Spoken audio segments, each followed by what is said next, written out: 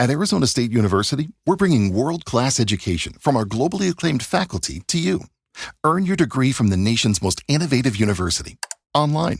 That's a degree better. Learn more at asuonline.asu.edu. I'm here on the job site with Dale, who's a framing contractor. Hey, good morning. Dale traded up to Geico Commercial Auto Insurance for all his business vehicles. We're here where he needs us most. Yep, they sure are. We make it easy for him to save on all his insurance needs, all in one place, with coverage that fits his business and bottom line.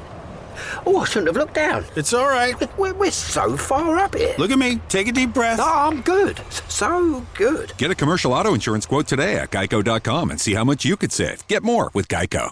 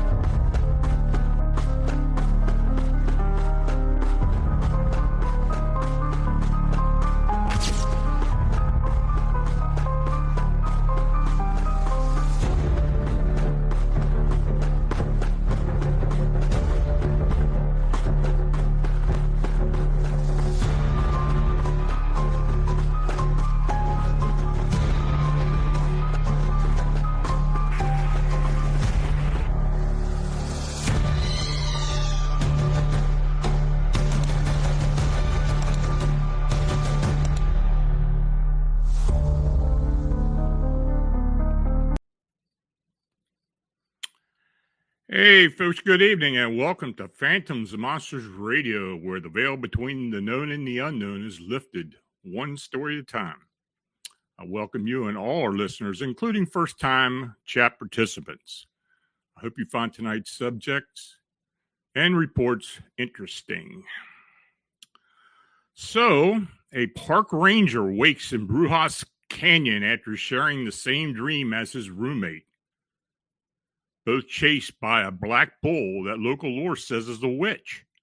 Another ranger's friend steps from her tent along a desert river and meets a woman whose attack ends with cougar tracks and a warning whispered by tradition. Some predators wear borrowed skins. Far away beneath the redwoods, a hiker meets a toddler who speaks an unfamiliar word, then loses 11 minutes he can't account for, along with any trace of the boy or the man he thought was his father. Wet threads tie a witch bull, skinwalkers, and missing time together in America's most protected wildlands. Nights in the Smokies turns the forest mute, no wind, no insects, until a crouched black form with burning red eyes appears on a boulder in a heat-shimmer something paces hikers down the trail. In Yellowstone, a woman in 19th century dress walks a snowed-in road at midnight, dry hair, no face. Near Gatlinburg, a man watches as a human-sized shadow collapses into a coyote shape and hops onto a log.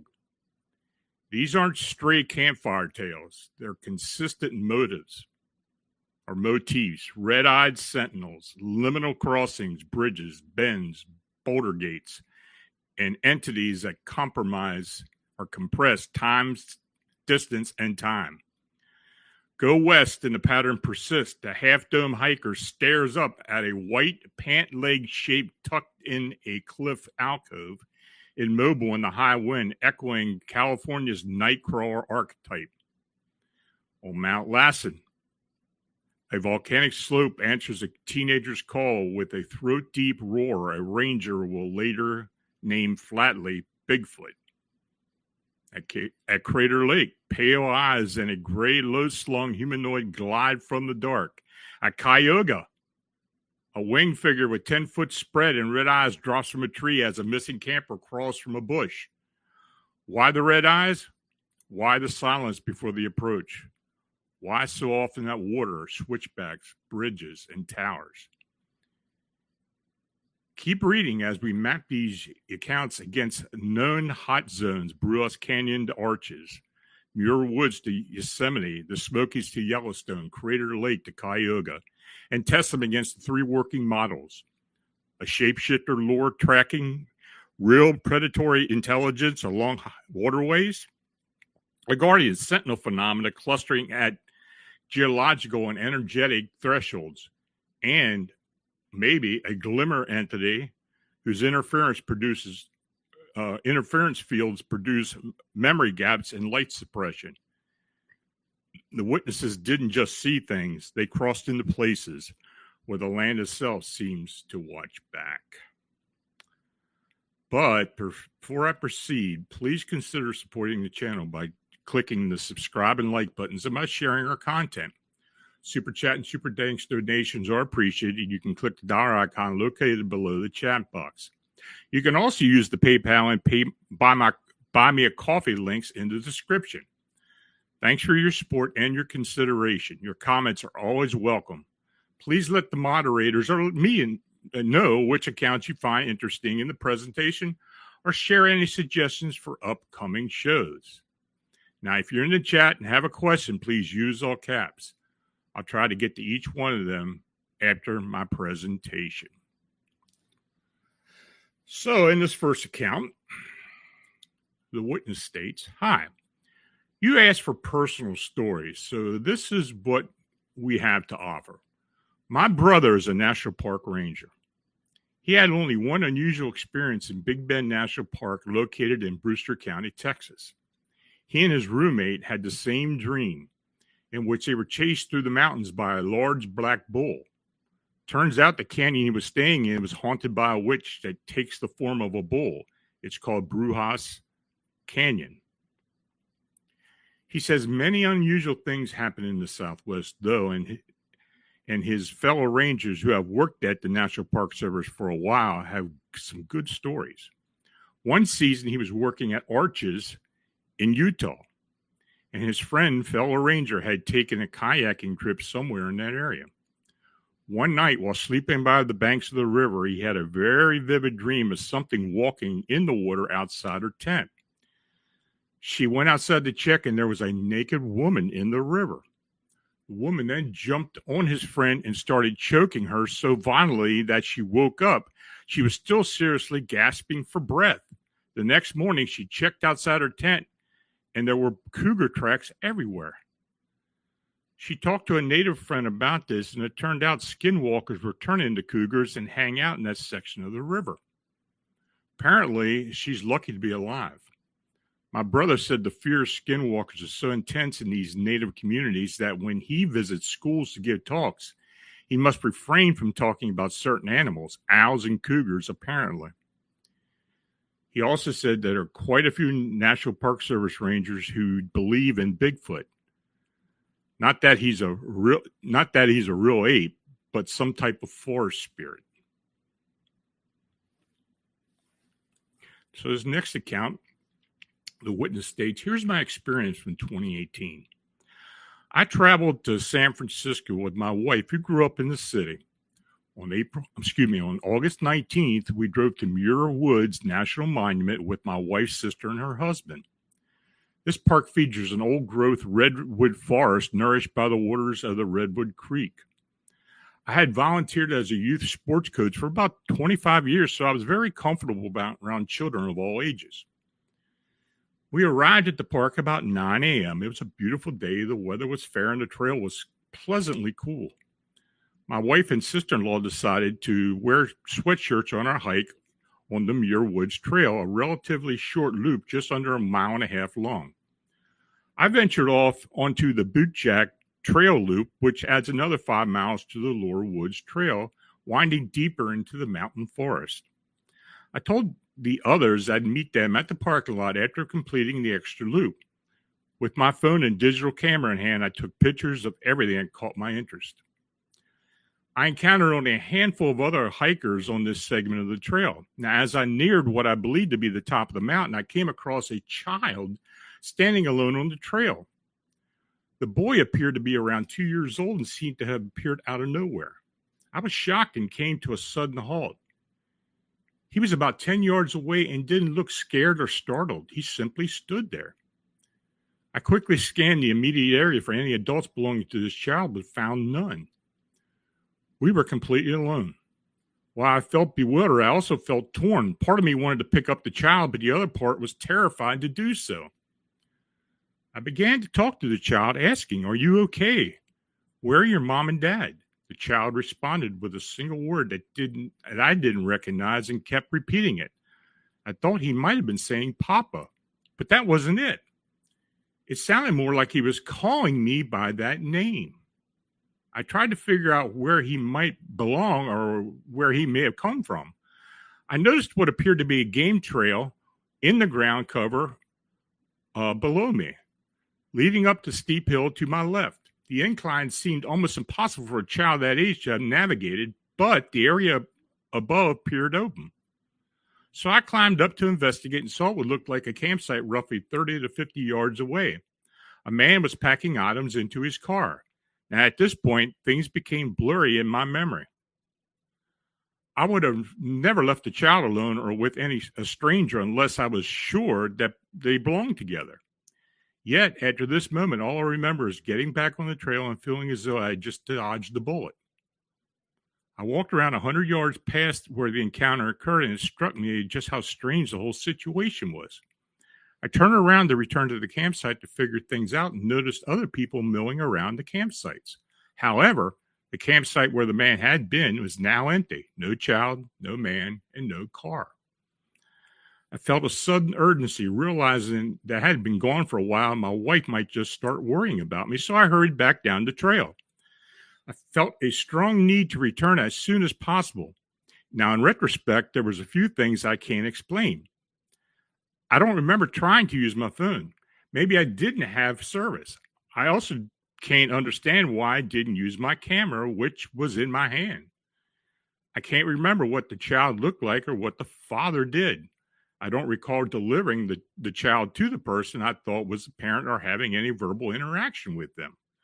I tend to be overprotective, so I can't imagine I would have confronted this man about his negligence. Now, looking back at my phone, I found 8 photos taken between 9:30 and 10:30 a.m. On my digital camera, I have pictures of various trees and scenery from the trail taken from 9:30 to the trailhead. Using Google Earth, I can see that I took a photo at 11:37 a.m., approximately 100 yards before I encountered the child. And then another one at 11:48 a.m., 11 minutes later, about 150 yards past that spot where I met him. This means I can't remember roughly 11 minutes of the time I spent with the child in the forest. Now, I share this experience because I feel it holds some significance. I am curious to know if anyone else has had a similar experience. I want to emphasize that after the incident, I do not feel that I saved the lost child in the forest. Instead, I feel like I somehow escaped. Weird story.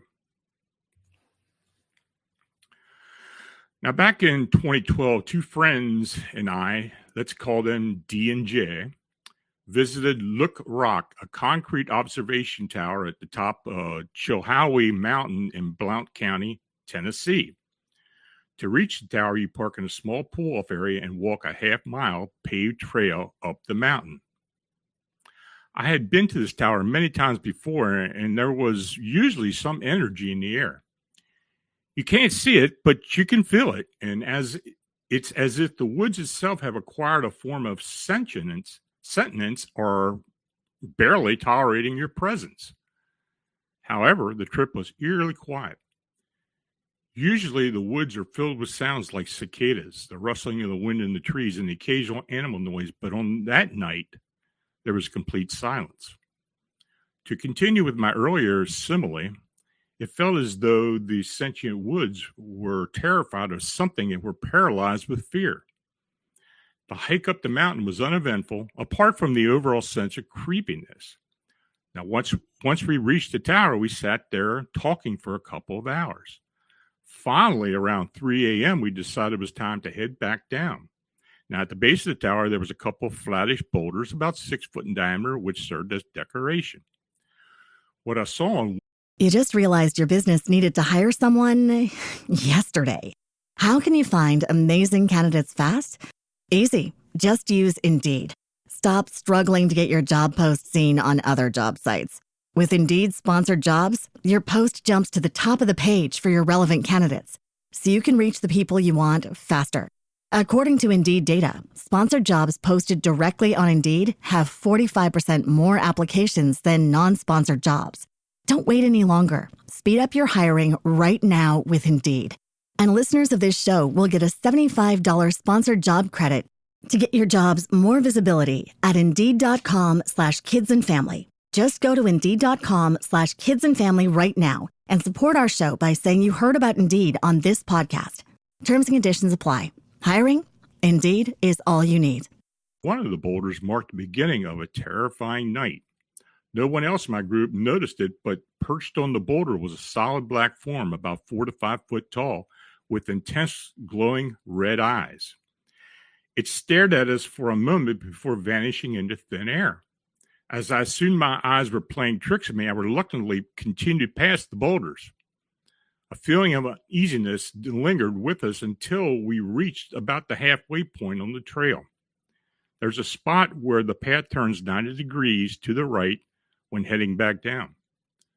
Now, while the trail we were walking on continues straight ahead, it serves as an ATV access for rangers in the Smoky Mountain National Park. About 20 feet or so before the turn, I noticed an extra pair of footsteps. There were only 3 of us, but there were 4 set of footprints. I stopped and looked, and right behind Jay was a 7-foot-tall heat distortion like what you see over the flaming grill on a hot summer day. It was vaguely human-shaped. Like the figure on the boulder, it vanished for a few seconds of staring at it. Now, at that point, we quickly made our way back to the car. J and D hadn't seen it, but they could feel something was off. Now, halfway down the trail, there's an area where one tree had fallen into the split trunk of another tree, forming a kind of a triangle against the ground. At the top of the triangle, I saw the exact crouched black figure with deep red eyes. Again, it vanished after I looked at it. We finally made it back to the truck, our instincts screaming, "Run!" We sped down Foothills Parkway until we reached the highway. From that point on, the trip was uneventful. Now, after dropping Jay off at his house, we drove to Dee's place, which was about 15 minutes away. Now, as I was pulling out of Dee's driveway, his phone rang. He answered it and turned pale and flagged me down. Something had happened at Jay's house. We rushed back to Jay's, where we found every light in his house on. Instead, we discovered him in bed, clutching a Bible in one hand and a .45 in the other. Jay's bedroom faces a street light, and inside he had a night light, a clock, and a stereo, all which kept his room well lit. He had gone to bed, but suddenly the room went dark. He could still see the street light, the clock, and the stereo. They were all on, but they cast no glow into the room. They were all on, but they cast no glow into the room. He said he couldn't even see the hand in front of his face. He also mentioned that something had put its hand on his throat and growled in his face before leaving. Now, by the time we arrived, whatever it was had already gone.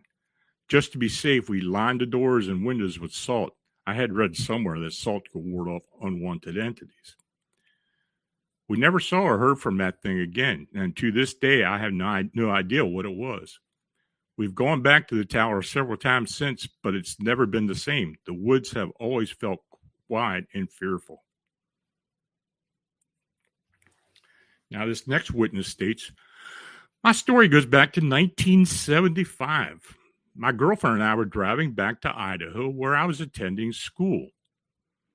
We were headed towards Yellowstone Park and the East Gates in Montana, driving a little yellow Volkswagen. It was around midnight and the snow was falling lightly. Picture a 2-lane road flanked by tall trees with no moonlight, just our headlights illuminating the falling snow. Suddenly, I saw a figure walking right into the center of the road, moving in the same direction as us. It was a woman, and I turned to my girlfriend and said, "Do you see what I see? A girl is walking out there at midnight. It's probably about 30 degrees out."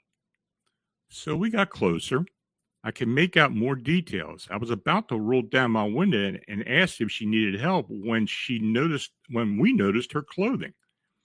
She was wearing what looked like an ancient 19th century garments, complete with hobnail boots. She had a long shawl draped over her shoulders, and her long brown hair hung down a little below her shoulder blades. The closer we approached, the more peculiar it became. Her hair was very dry, which was unusual for someone out in the snow. I was just about to roll down my window when my girlfriend urged, "Don't stop. Don't even look. Just go." That freaked me out because I was ready to slow down. Then she added, "Don't even look in the mirror. She has no face." I immediately drove away. You can imagine the scene. There we were, creeping along in a little Volkswagen, and I swerved to the right to avoid hitting her. After that, we reached the gate, but the ranger told us, "Sorry, the pass is closed tonight due to the snow." I asked, "So do we have to go back?" He replied, "Well, there's a little motel about half a mile back."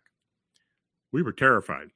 Eventually, we arrived at the motel, and fortunately, the clerk had a room available. As soon as we got into the room, we locked the door and wedged a chair in front of it. The rest of the night, we couldn't sleep. Now, was that figure an apparition or an actual corporeal being? Good question. I had no idea what they ran into. Probably a time slip, though, most likely. So this next witness states, my fiance and I took a 3-day trip to Gatlinburg, Tennessee, where we spent our days hiking and enjoying the national park. On the last night, around midnight, wanting to make the most of our time in the mountains, we decided to drive an hour from our hotel to a lookout spot at the top of the mountain. We hoped to catch a glimpse of the stars, as Gatlinburg had significant light pollution at night. As we drove up, neither of us noticed anything unusual except for the eerie feeling of the mountain winds at night. We're from Florida, so that was unfamiliar territory. Once we arrived, we got out of the car, and I was suddenly overwhelmed by a cold, oppressive feeling. Not wanting to scare my fiance, I tried to stay composed. The wind was howling, and unfortunately, we couldn't see any stars due to the cloud cover. I told her I was going to step aside to use the restroom, and then we could head back to the hotel. Now, as I walked about 10 feet away, I suddenly felt an intense sense of vulnerability and detachment, as if I were miles away from anyone, even though I was just a few feet from my fiance. I turned to head back to the car when I heard something off to my right. I quickly looked over and saw something roughly human-sized that transformed into a coyote-sized creature, which then hopped over a log about 200 feet away. Mortal Clown, thanks for the donation. Much appreciated. I hurried back to the car, and my fiance looked at me quizzically. I was trying to hide my fear, but she could sense that something was amiss. We jumped into the car and sped away. Never in my life have I had an experience like that. I've never felt so uncomfortable being outdoors before. I truly believe something inexplicable was in those woods with us that night. Now, in this next account, the witness states, in the late summer of 2022, I had an opportunity to hike Half Dome in Yosemite. Near the end of my hike, I experienced a rather strange encounter. Now, while descending the John Muir Trail about 6 p.m., it was still light out. Just after crossing the Vernal Falls Bridge, I had a clear view of a massive granite cliffs from Washburn Point. It was then that I noticed an unusual object nestled in an alcove about halfway up the 1,000-foot-tall cliffside. The object was a bright white color, whiter than any of the natural patterns in the rock, and I resembled two big billy pant legs, like MC Hammer pants, connected at the top where the legs came together. Interestingly, the object didn't appear to be made of any sort of fabric, as it didn't move or ripple in the high winds, something you would expect from a piece of fabric. It's also worth noting that this was September, so there was no snow on the mountainside. Now, while I was quite far away, I could estimate the height to be around 7 or 8 foot. I paused my descent to stare at the object when another hiker passed by and stopped to chat. I asked her if she saw that thing up on the cliffside, and immediately she pointed at the white object and said, "Yeah, that thing that looks like the kid in the white bath towel." I was wondering if you were looking at that when I saw you stop. Now, mind you, the mountain we were looking at is enormous. It fills your entire field of view from where we were standing. Yet, she knew exactly what I was referring to even before I'd even said anything. She described it as a child in a towel, which I suspect was because the gap between the white pant legs made it look like a white object wrapped around a dark object. The dark surface matched the color of the recessed alcove in the cliff.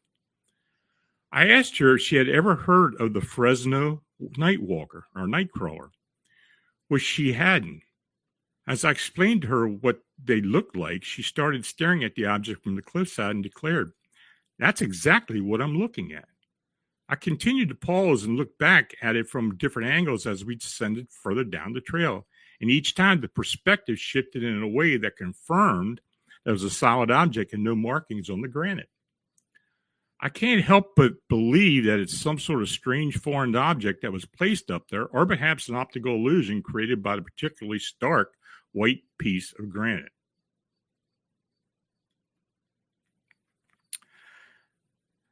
Now, the next witness states, this incident occurred at Mount Lassen National Park in Northern California in 1973.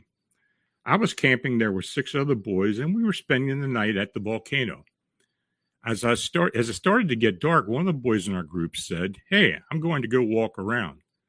Since I didn't know who these other boys very well, only as friends in high school, I warned him, "That's not a good idea. You don't want to wander off out there. There's a lot of timber and it's pitch black. You could literally walk off a cliff and die." Regardless, the kid went off on his own. We had a fire going. It was just starting to get dark. I told the other guys, somebody needs to go out and get him. He's going to get hurt. No one moved or said anything. I sat there waiting for someone to go after him. But when it came clear no one was going to, I decided to try and find him myself. I took off down the trail, yelling his name, but there was no response. Then suddenly I heard a scream, an enormous guttural scream from a huge animal. It was unlike anything I'd ever heard before. It wasn't just a single yell. It was hard to describe. The strange part was that I could see the animal. It was standing on the other side of a small gully, and the sound it made was low and deep, indicating it was a massive creature. Oddly enough, it sounded like it was right next to my ear, which was bizarre.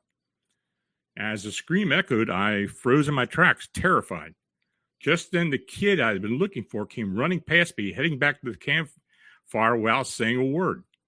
I turned and started running after him, filled with fear. I ran into another boy who had set out to help me on the trail. I yelled at him to run, telling him just run, and continued my sprint back. He looked at me skeptically and simply replied, "Yeah, right. You guys are just playing a game or something." Eventually, all 3 of us made it back to the campfire, where we sat together, frightened and anxious for the rest of the night. At first, I thought it could have been a man in a suit. So the next morning, I insisted we reach out to the Mount Lassen National Park Rangers. Being one of the older kids in the group, I took the lead. I approached the ranger and explained, someone was out there. They could have killed us to harm someone else. I described the creature's appearance and the scream. The ranger's expression turned serious. He stood up, walked closer to me, and whispered, "Young man, it was Bigfoot." That was the last time I ever went camping.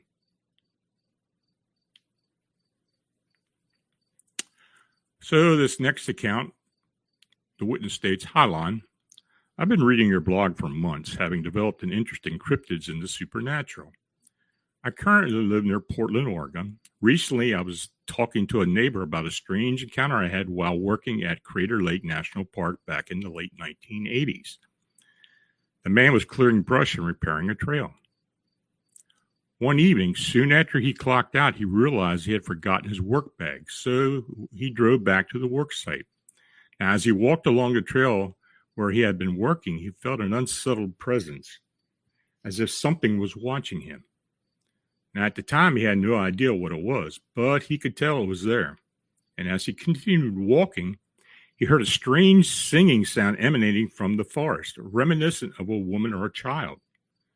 He described the sound as haunting and bizarre, and it seemed to be coming from the direction where he had been working, making him anxious about continuing. Ultimately, he decided to retrieve the bag the next day and turned back towards his truck. Now, while walking back, he heard footsteps in the distance behind him. And when he turned around, he saw no one, so he quickened his pace. However, he soon realized that the footsteps were keeping pace with him.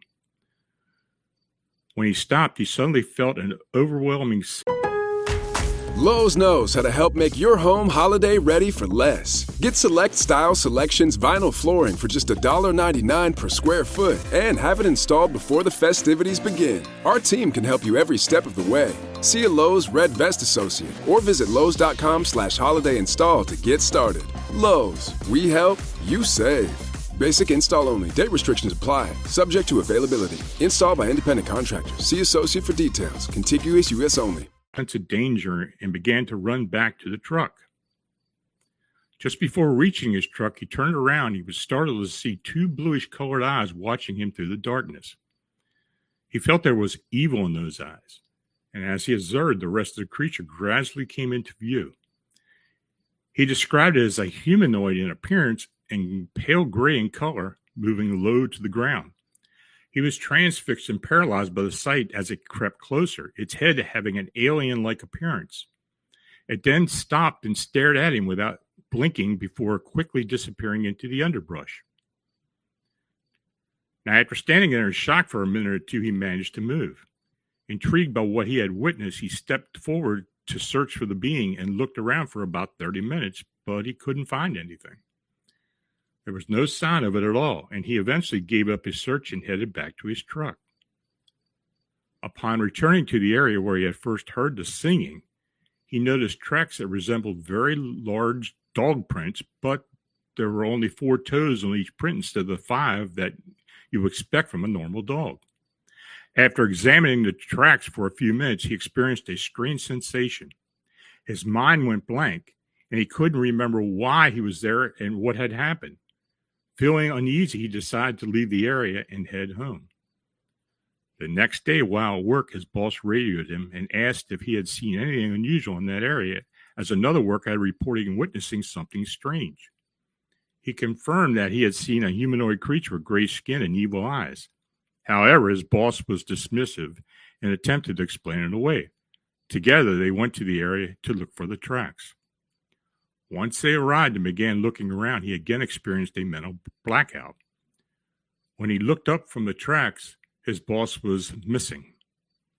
He glanced at his watch and realized that over 2 hours had passed, and it was now mid-afternoon, and he couldn't remember what had happened during that time. This realization terrified him. He walked back to the parking lot, relieved to find his truck still there. He got in and immediately returned to the main station where he found his boss sitting at his desk. When he asked what had happened, the boss looked up as if nothing had occurred and casually asked how his day was going, seeming oblivious to the earlier encounter. That was the last day working at Crater Lake. He realized he had encountered an otherworldly entity and wanted nothing to do with it. In the many years since that incident, he has never experienced anything out of the ordinary, but he stays far away from Crater Lake and never plans to return to the park. I got a lot of accounts out of Crater Lake, mostly Bigfoot, but there's a lot going on there. Now, the next witness account, this incident, he states, this incident occurred in 2004 when I was working as a park ranger at Cuyahoga Valley National Park in north central Ohio. Having grown up on the West Coast, I knew very little about Ohio. I volunteered for the 9 p.m. to 5 a.m. shift when it was available since I was a night owl at the time. So one night around 3 a.m., I received an alert from one of the campsites reporting that they couldn't find their friend. Now, that part of the campground was situated in a small peninsula with coves and winding paths that made it easy to get turned around while walking at night. This kind of situation happened often. Upon arriving, I noticed the friends seemed more scared than usual. They claimed that they had been searching for an hour with no sign of their friend. All of them appeared to be between 18 to 20 years old and smelled of alcohol. I decided not to call law enforcement right away since a drunk person often ended up falling asleep in someone else's chair at our picnic table, so we usually managed to find them soon enough. The missing friend had been sleeping in a tent by himself while the others were still gathered around the fire. They mentioned that around 2 a.m. they heard him rustling in his tent. When they went over to help him, he had walked into the nearby trees to relieve himself but didn't come back. There shouldn't have been much area for him to get lost in. We kept calling his cell phone. It rang, but there was no answer. Concerned about the possibility of him being in the water, I decided to follow the footprints in the mud, assuming they were his. The footprints stopped abruptly, well before reaching the water, still within the trees. I looked around and noticed that he couldn't have jumped anywhere, as most of the surrounding trees were too large to climb. The footprints simply ended without any sign of him going back. It was a bit strange. We continued the search until about 4 a.m. and then called it off. I suggested we wait until morning, assuming he had fallen asleep somewhere out of sight, so the group decided to return to their tents and try to get some sleep. I, on the other hand, felt too wired to go home, so I decided to continue my search. I wanted to sit by the water and stay alert in case I noticed something unusual. As I made my way back to the water, I noticed two things dangling from a tree up ahead. Now, when I approached to see more clearly, I felt a wave of panic. They were feet, but they weren't human feet. I gasped and instinctively began to back away. Suddenly, a creature swooped down from a tree like a bat out of hell. All I could think was that it resembled some kind of gigantic vulture with a wingspan around 10 foot. It flew down to the water's edge, its massive leathery wings spread wide. It was at least as tall as me, and I'm 6 foot tall. The creature turned around and fixed its glowing red eyes on me. This all happened within seconds. I realized it wasn't any type of bird and didn't even seem to have a beak or a recognizable face. Just darkness surrounded those red glowing eyes. Feeling increasingly worried about the missing friend, I lost my composure and started yelling at the creature. It turned and ran along the shore until I could no longer see it. I was convinced we were about to find a dead body, but then I heard rustling in the bushes, and a half-naked person crawled out. It was the missing friend. Once he got his bearings, he explained that he had gone to the lake to wash himself, and the frightening winged creature had scared him half to death. He had been hiding under some bushes and eventually passed out. At that point, I felt as if it wasn't even in my right mind anymore. I took him back to the campsite and later returned to my office to check out. I couldn't process what had just happened. After that, I decided to switch to the day shift, which proved to be much better for me. Eventually, I left the park in 2008, moved back west, and now work in the state of California. So, folks, that was the last account. If you got any questions, please put them in caps and post it into the chat, and I'll see what I can answer.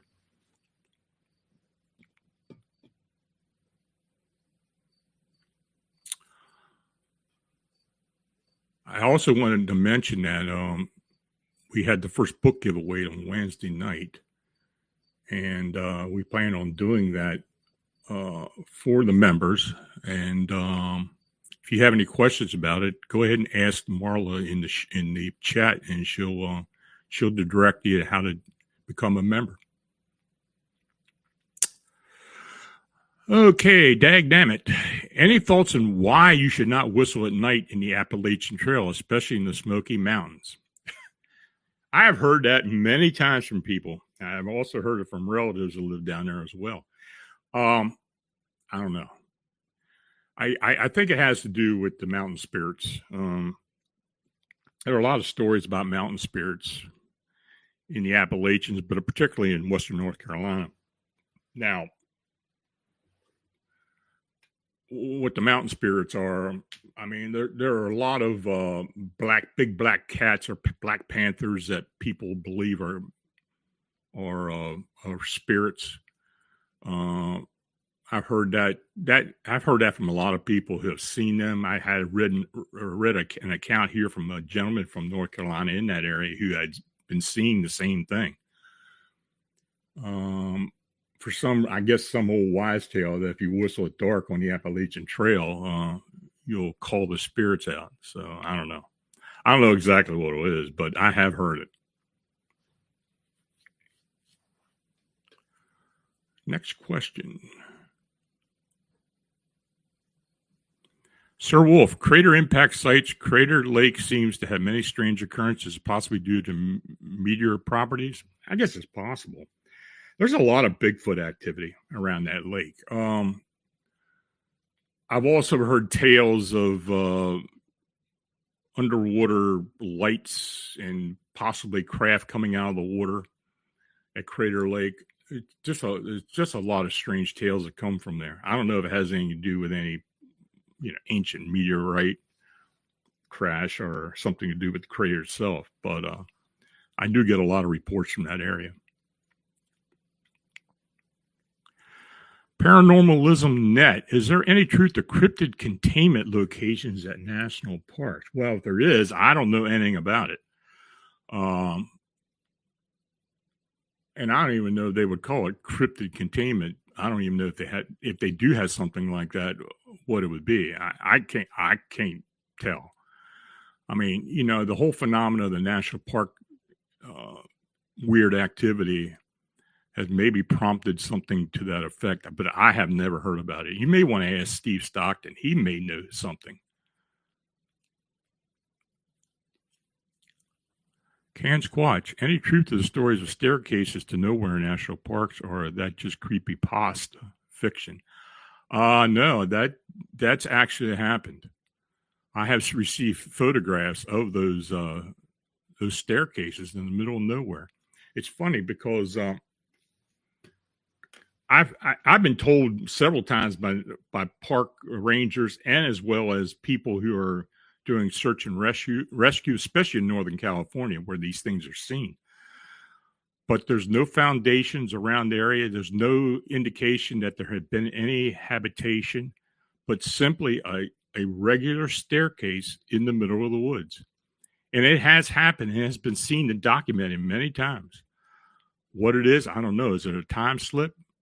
Is it a portal? I have no idea. But yeah, that's true. Mortal Clown, any paranormal reports from the Caribbean?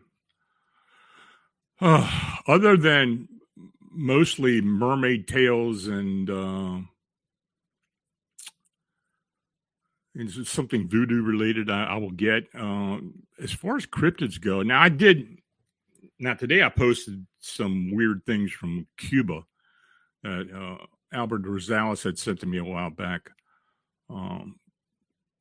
But that was just Cuba. Now, there's other things that happen on the other islands. I mean, but mostly it's something to do with going out in the water as opposed to being on the ground. So, but no, I do have some. Maybe I'll do a Caribbean show at some point. Dagnammit, do you have any stories of feral people? Apparently, they have a purple hue to their skin. I've heard of the blue hue of the skin, but I've never heard anything about purple. Yeah, I did a feral show about a year and a half ago. I don't know if I've had many feral stories come into me since then. I'll look, but if you look back into the archive, there's some. I have one there for about feral people, especially in the Appalachians. Jose Sanchez, apart from countrysides and abandoned sites, have cryptids in general also been seen in larger cities, small towns? It's rare. I mean, that's what makes the whole Chicago thing very unusual. Occasionally, there is an old story from back to the 1910s about a cryptid canine in Manhattan, and it was part of a police report. And it was actually in the newspaper as well. I have posted on the blog in the past. Maybe I'll put something together about urban cryptids, and I'll throw that one in there. But yeah, it's very unusual.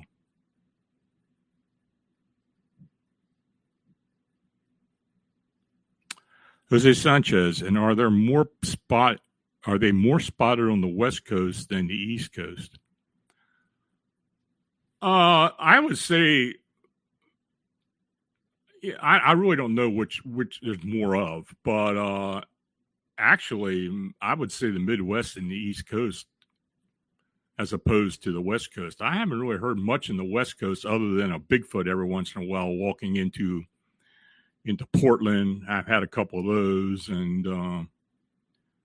but any of the big cities like Seattle or any other city, I haven't really heard much of anything about cryptids being in populated areas. Ken Squatch, any explanation for so many missing people in the national parks? No, I mean, that's an enigma. You know, if you think about it, are there portals somewhere? I doubt for the most part that it's some cryptid or big animal taking them silently. Many times these people are right beside other people and they just suddenly disappear as if they walked into something where they can't get out. But I believe that, I mean, until we really understand what it is, I believe that may be something that may be an answer, but it's hard to tell. Why national parks? We have no idea. You know, this is something that's been going on and documented for quite a while, and it continues to happen. But I'll be honest, I think probably every national park has their own little cadre of stories. Sir Wolf, have you had reports of a metallic door sound in the woods, as in the 411 stories? Yeah, I have. I've had mostly out in the desert areas, not so much in wooded areas or, you know, in the east, but mostly in desert areas. Now, why that is, I don't know, but yeah, it's mostly in desert or dry areas. Jose Sanchez, low crawlers have been seen at beaches beside open fields, and they seem to be curious of children.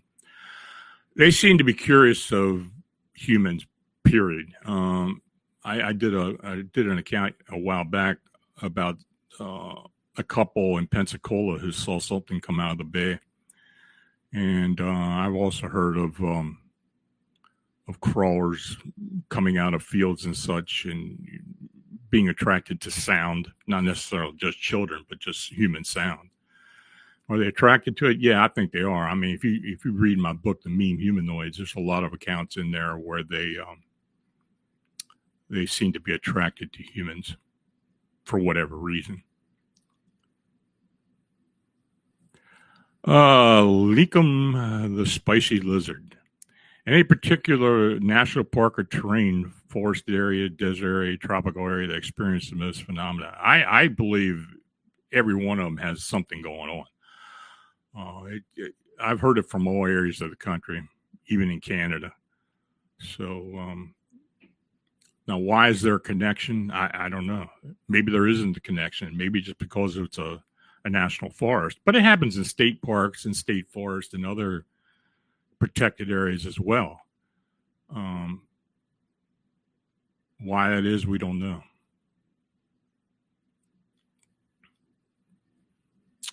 Anything else, folks?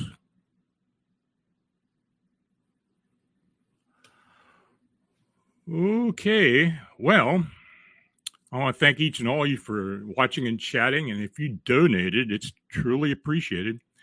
Your support is what makes this possible. So please like, subscribe, share. And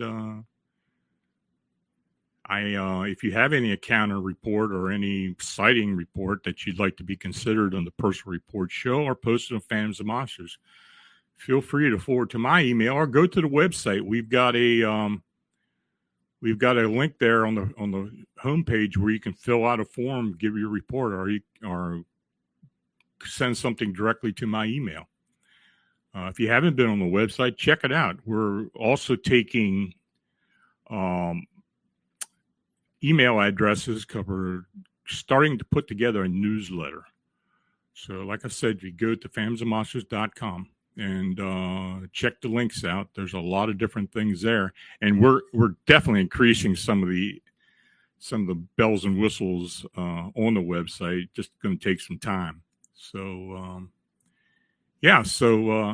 again, until we meet again next Friday night, stay healthy, safe, have a great weekend, and good night.